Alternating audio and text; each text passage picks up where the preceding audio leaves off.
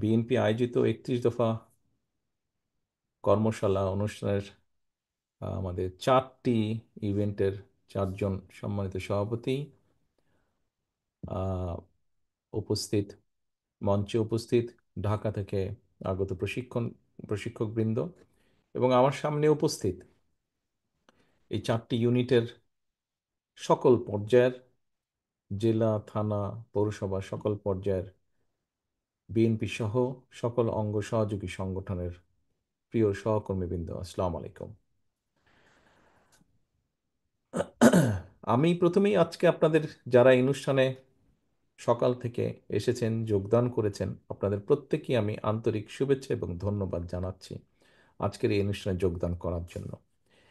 এই অনুষ্ঠানটি বা এই কর্মশালাটি একটি অত্যন্ত গুরুত্বপূর্ণ একটি অনুষ্ঠান। গুরুত্বপূর্ণ অনুষ্ঠান দলীয় দৃষ্টিকোণ থেকে যদি আমরা বিবেচনা করি, দলীয় দৃষ্টিকোণ থেকে অবশ্যই এটা অত্যন্ত গুরুত্বপূর্ণ, কারণ আপনার দল, আমাদের দল, বাংলাদেশ জাতীয়তাবাদী দল আগামী দিনে দেশ এবং জাতিকে নিয়ে কি চিন্তা করছে, কোন বিষয়ে কি চিন্তা করছে, সেই বিষয়গুলো আমরা এখানে গুরুত্ব দিয়েছি এবং গুরুত্ব সহকারে আলোচনা করেছি, গুরুত্ব সহকারে তুলে ধরেছি, গুরুত্ব সহকারে আমরা সেগুলো নিয়ে চিন্তা ভাবনা পরিকল্পনা করছি। এই কথাগুলো এখানে আজকে আলোচিত হয়েছে এবং সে কারণেই এটি গুরুত্বপূর্ণ। এটি গুরুত্বপূর্ণ এই জন্য, এই পুরো 31 দফা এটি শুধু বিএনপিরই না, বিএনপি সহ আরও রাজনৈতিক দল, গণতান্ত্রিক রাজনৈতিক দল, গণতন্ত্রের পক্ষের শক্তি যে রাজনৈতিক দলগুলো, যারা সহ আমরা বিগত 16 বছর, 15 বছর ধরে আমরা আন্দোলন সংগ্রাম করেছি মানুষের রাজনৈতিক অধিকার আদায়ের জন্য, সেই সকল রাজনৈতিক দলগুলো একত্রিত হয়ে আমরা এই 31 দফা দিয়েছি। অর্থাৎ দেশের মানুষ, দেশ সম্পর্কে আমাদের সকলের চিন্তা ভাবনা, এই সকল দলগুলো কিভাবে ভাবছে এটি জনগণকে জানতে হবে এবং জানানোর একটি অন্যতম গুরুত্ব মাধ্যম হচ্ছেন আপনারা। এখন প্রিয় সহকর্মীবৃন্দ, কম বেশি এখানকার আলোচিত বিষয়গুলো সম্পর্কে আপনাদের কম বেশি একটি ধারণা আছে। কম বেশি এখানে বলেছেন, একজন সভাপতি সাহেব বলেছেন যে এটি আমরা কবে প্রথম দিয়েছি, কোন প্রেক্ষাপটে আমরা দিয়েছি, কম বেশি আপনাদের ধারণা আছে। আজকের এই যে আপনাদের সাথে আমি সংযুক্ত হবার পরে, তার আগেও বিভিন্ন আলোচনা হয়েছে, বিভিন্ন বিষয়ের আলোচনা হয়েছে, বিশেষ করে ঢাকা থেকে যারা প্রশিক্ষকবৃন্দ গিয়েছেন প্রত্যেকেই গুরুত্বপূর্ণ বিষয় আপনাদের সামনে তুলে ধরেছে। কিন্তু আজকে আপনারা যারা সামনে বসে আছেন আমার, অর্থাৎ এই ইউনিটগুলোর বিভিন্ন পর্যায় থেকে আপনারা যারা আসছেন, আপনারা আজকের সহ গতকালকেও 3টা ইভেন্টে, মানে 3টা ইউনিটের অনুষ্ঠানে আমি ছিলাম, তাদের সাথে কথা বলেছি। তার আগেও আমরা যখন মধ্যেখানে কিছুদিন রোজা সহ বিভিন্ন কারণে কিছুদিন গ্যাপ ছিল আমাদের 31 দফা ওয়ার্কশপ বা এই ক্লাসটার, একটি গুরুত্বপূর্ণ বিষয় কিন্তু আমি খেয়াল করেছি। প্রিয় সহকর্মীবৃন্দ, আমি জানি না আপনারা খেয়াল করেছেন কিনা, আহ, মঞ্চে উপস্থিত আলোচকবৃন্দ, আমার ধারণা আপনারা নিশ্চয়ই, সবাই না হলেও কেউ কেউ অবশ্যই আপনারা খেয়াল করেছেন। আমরা যদি টিভি খুলি, টিভিতে যেই টক শোগুলি হচ্ছে সংস্কার বা রিফর্ম নিয়ে, আমরা যদি সরকারের বিভিন্ন ব্যক্তির বক্তব্য শুনি, আমরা বিভিন্ন রাজনৈতিক দলের কথাবার্তা শুনি, আলোচনা শুনি, আমরা সংস্কার বিষয়ে কি হবে যেই বিষয়গুলো আমরা পয়েন্টগুলো দেখি, সেগুলা কিন্তু আহ, এক রকমের পয়েন্ট, যা অবশ্যই আমাদের 31 দফার মধ্যে আছে, যা আমরা বলেছি, কিন্তু ঘুরে ফিরে কতগুলো একটা জায়গার মধ্যে একই কতগুলো বিষয় নিয়ে আলোচনা আছে। কিন্তু আপনারা যারা বিভিন্ন গ্রাম থেকে এসছেন, বিভিন্ন পৌরসভা থেকে এসছেন, বিভিন্ন থানা বা উপজেলা থেকে এসছেন, আপনারা যারা প্রত্যেক দিন প্রত্যহ সাধারণ প্রান্তিক মানুষ বলতে যাদেরকে বোঝায়, তাদের সাথে যারা উঠা বসা করছেন, আপনারা আলোচনা করেছেন যাতায়াত ব্যবস্থা নিয়ে, যা জনগণের একটি চিন্তার বিষয়, প্রান্তিক সাধারণ মানুষ বলতে যাদেরকে বোঝায়। আপনারা আলোচনা করেছেন স্বাস্থ্য খাত নিয়ে, যা সাধারণ মানুষের কনসার্ন। আপনারা আলোচনা করেছেন পানি সমস্যা নিয়ে বা তিস্তা নিয়ে, যা সাধারণ মানুষের কনসার্ন। আপনারা আলোচনা করেছেন শিক্ষা নিয়ে, যা সাধারণ মানুষের প্রাত্যহিক চিন্তা ভাবনা। আপনারা আলোচনা করেছেন কৃষি নিয়ে। স্বাভাবিকভাবেই বাংলাদেশের ম্যাক্সিমাম মানুষ কৃষি পেশার সাথে জড়িত। প্রতিদিন উঠতে বসতে বহু কৃষক বা কৃষির সাথে সম্পর্কিত মানুষের সাথে আপনাদের দেখা সাক্ষাৎ কথাবার্তা হয়। আপনারা আলোচনা করেছেন কর্মসংস্থান নিয়ে, যা সাধারণ মানুষের একটা মাথা ব্যথার কারণ, কোটি কোটি মানুষের। আপনারা আলোচনা করেছেন নার্স ট্রেনিং নিয়ে। একজন বোন এখানে বলেছেন, সুলতানা নামে একজন বলেছেন, স্বাভাবিকভাবে নারীদের একটি একটি একটি কর্মসংস্থান বা বিষয়ে আলোচনা করেছেন। আপনারা আলোচনা করেছেন, সেটি উত্তর অঞ্চল হিসাবেই হোক, সামগ্রিক দেশ হিসাবে হোক, এলাকার উন্নয়ন নিয়ে। খুব কম সংখ্যক মানুষ আপনারা আলোচনা করেছেন 70 অনুচ্ছেদ। খুব কম সংখ্যক মানুষ আপনারা আলোচনা করেছেন আমাদের 31 দফার দ্বিতীয় রেইনবো নিয়ে, অথবা আপনারা আলোচনা করেছেন অন্য পলিটিক্স, নারী আসন বা অন্য কিছু নিয়ে। অর্থাৎ দেখুন একটি জিনিস চিন্তা করে, এখানে আলোচনার মেজরিটি, সিংহভাগ অংশ হচ্ছে মানুষের সমস্যা নিয়ে, মানুষের সুবিধা অসুবিধা নিয়ে। কিন্তু আমরা যদি রিফর্ম বা সংস্কার নিয়ে সরকার বলুন, বিভিন্ন ব্যক্তিবর্গের বিভিন্ন কথাবার্তা বলুন, তার মধ্যে কিন্তু আপনাদের সিংহভাগ মানুষ যেগুলো জানতে চেয়েছেন, বলতে চেয়েছেন, তা কিন্তু সেভাবে আসে না। বেশ একটি ইন্টারেস্টিং বিষয়, নিশ্চয়ই খেয়াল করেছেন। প্রিয় সহকর্মীবৃন্দ, বাংলাদেশ জাতীয়তাবাদী দল বিএনপি এর প্রতিষ্ঠাতা শহীদ রাষ্ট্রপতি জিয়াউর রহমান, এর নেত্রী দেশনেত্রী বেগম খালেদা জিয়া। আমরা দেখেছি এই মানুষগুলো যখন দেশ পরিচালনার সুযোগ পেয়েছেন, দায়িত্ব পেয়েছেন, তখন মূল জোর দিয়েছেন, গুরুত্ব দিয়েছেন দেশ পরিচালনায় কিভাবে মানুষের শিক্ষার সমস্যার সমাধান করা যায়, স্বাস্থ্যের সমস্যার সমাধান করা যায়, যাতায়াতের সমস্যার সমাধান করা যায়, নিরাপত্তার সমস্যার সমাধান করা যায়, কিভাবে উৎপাদন, কৃষির উৎপাদন বাড়ানো যায়, এইসব ব্যাপারে তারা জোর দিয়েছেন। হ্যাঁ, বিএনপির সময়, শহীদ জিয়ার সময় নারীদের আসন সংখ্যা বৃদ্ধি করা হয়েছে, সংবাদপত্রের স্বাধীনতা নিশ্চিত করা হয়েছে, এইরকম আরও অনেকগুলো কাজ করা হয়েছে। আইন ব্যবস্থাকে স্বাধীন করার উদ্যোগ গ্রহণ করা হয়েছে শহীদ রাষ্ট্রপতি জিয়াউর রহমান তথা বিএনপির সময়। বিভিন্ন পদক্ষেপ গ্রহণ করেছে, কিন্তু পাশাপাশি গুরুত্ব দেওয়া হয়েছে কৃষিকে, পাশাপাশি গুরুত্ব দেওয়া হয়েছে কর্মসংস্থানকে, পাশাপাশি গুরুত্ব দেওয়া হয়েছে স্বাস্থ্য ব্যবস্থাকে।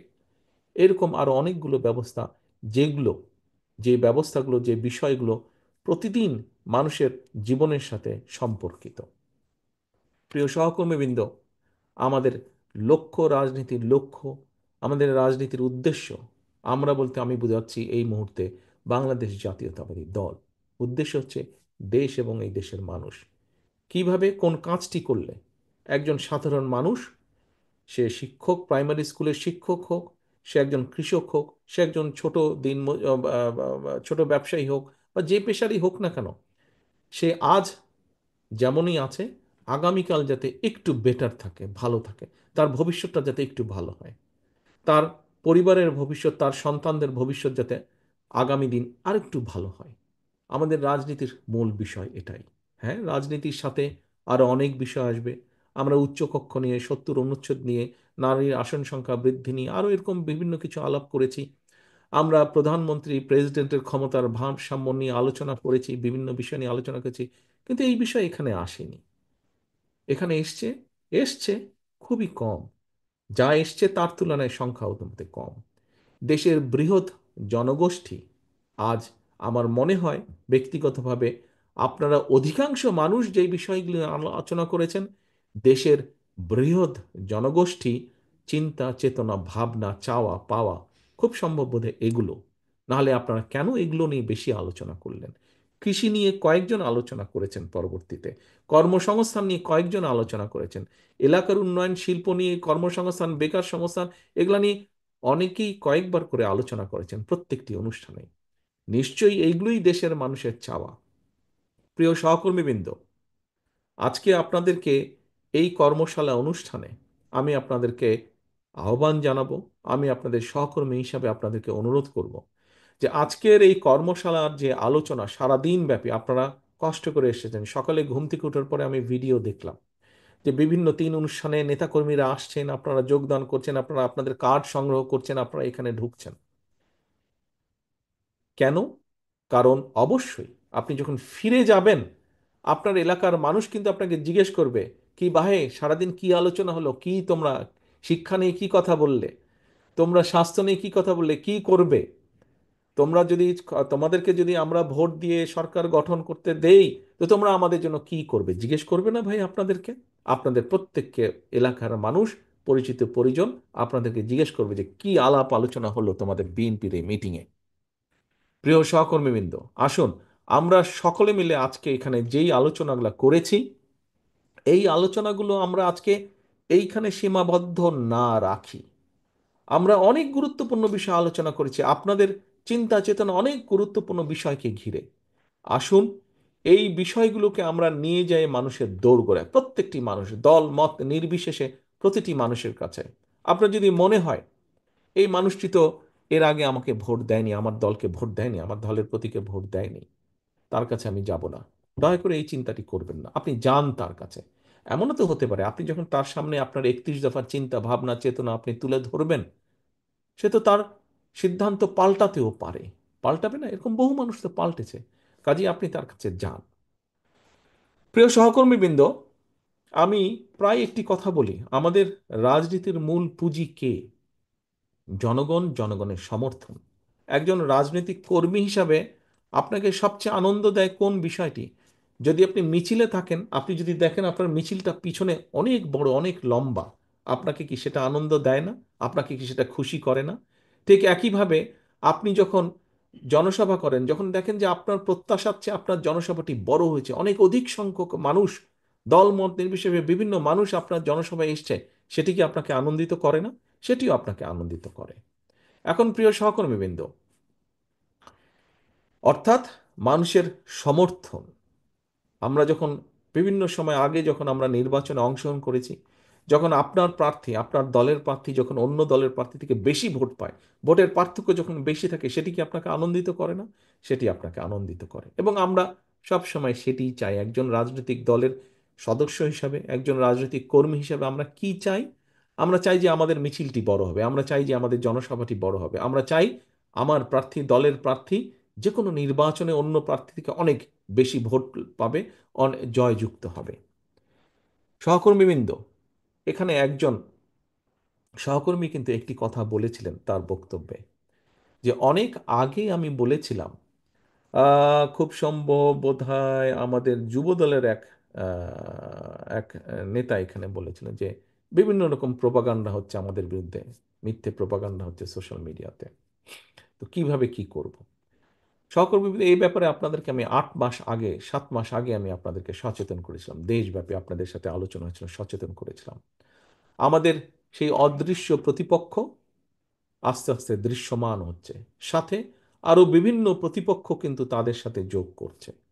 কাজেই দেশের জন্য, দেশের স্বার্থে আমরা যা করতে চাই এটি যত বেশি সংখ্যক আমরা মানুষের কাছে নিয়ে যেতে পারবো, মানুষের সমর্থন অর্জন করতে পারবো, আমরা আমাদের সেই দৃশ্য বলেন, অদৃশ্য বলেন বা দৃশ্যমান প্রতিপক্ষকে আমরা তত শক্ত তত জোরালোভাবে আমরা তাদেরকে মোকাবেলা করতে পারবো। এবং এই মোকাবেলা করার দায়িত্ব, এই মোকাবেলার করার দায়িত্ব আমাদের সকলকে। আজকে আমার সামনে রংপুর জেলা মহানগর আছেন, আমার সামনে নীলফামারী আছেন, আমার সামনে সৈয়দপুর আছেন, প্রায় 2000-এর কাছাকাছি এখানে প্রতিনিধি আপনারা আজকে উপস্থিত আছেন। 2000 জন যদি আপনারা বিক্ষিপ্তভাবে কাজ করেন, কোনো লাভ হবে না, ক্ষতি হবে। আমাদের সকলকে ঐক্যবদ্ধ হতে হবে। আমরা যত বেশি ঐক্যবদ্ধ হব, আমরা যত বেশি বাংলাদেশি জাতীয়তাবাদের আদর্শে বিশ্বাস করব, যত বেশি শহীদ রাষ্ট্রপতি জিয়াউর রহমানের নির্দেশিত পথে চলব, যত বেশি আমরা দেশনেত্রী খালেদা জিয়ার নির্দেশ মেনে চলব, নির্দেশ মোতাবেক কাজ করব, তত রাজনৈতিকভাবে আমরা শক্তিশালী হব। প্রিয় সহকর্মীবৃন্দ, বিগত 15-16 বছর ধরে সেই 111 থেকে শুরু করে আপনি এখানে উপস্থিত প্রত্যেকটা মানুষ আপনারা অবর্ণনীয় অত্যাচার নির্যাতন সহ্য করেছেন। আমি যদি আজকে আপনাদেরকে হাত তুলতে বলি, এখানে কি এমন কোনো ব্যক্তি উপস্থিত আছেন যার নামে মিথ্যে মামলা নেই? যদি কেউ থাকেন যার নামে একটিও মিথ্যে মামলা নেই, দয়া করে হাত তুলেন। যার নামে নেই সে হাত তুলেন। কেউ হাত তুলছে না। তার মানে আমি ধরে নিচ্ছি এখানে উপস্থিত 2000 মানুষের প্রত্যেকের নামে একটি করে হলো মিথ্যে মামলা আছে।